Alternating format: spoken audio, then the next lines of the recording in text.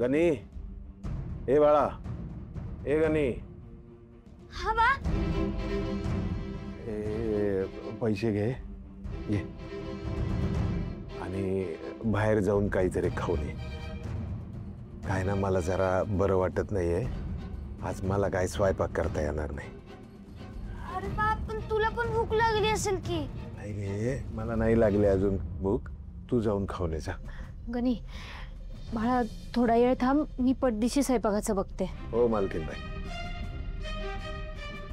तुम्ही आमच्याकरता काय करायची गरज नाही. तुम्ही तिकडं तुमच्या घरात जा. तिकडं बंगल्यावर जे काय करायचं तिकडं करा.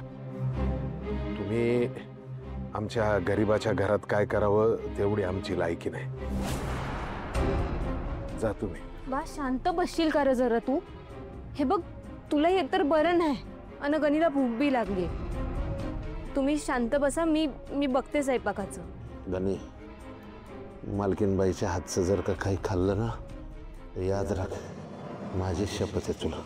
बा,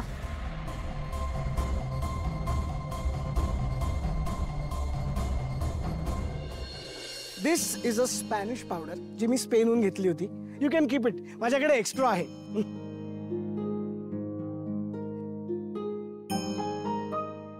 मग कसे वाटले गिफ्ट? सगळ्यांना आवडले ना?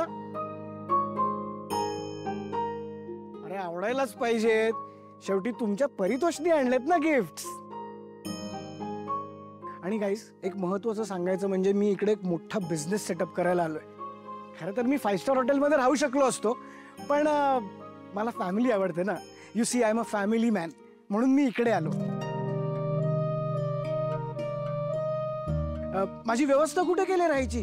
मी प्रीतम बरोबर झोपू का? नाही नाही नाही. अरे त्याचं आता लग्न झालंय. त्याला काय झालं? मी खाली झोपतो की. परितोष थांब, आपल्याकडे गेस्ट रूम आहे, तिकडे व्यवस्था होईल तुझी.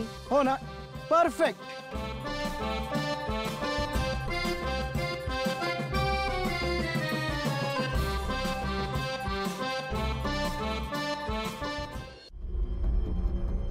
बा, बाहेर काय चाललंय तुझं? तू तू तू शांत हो जरा. तू कशा पायी स्वतःला त्रास करून घेतोयस? मालकीनबाई, तुम्ही ना आमच्यापासून दूरच राहा.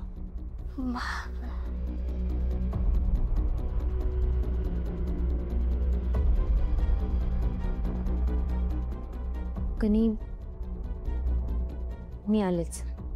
बाय.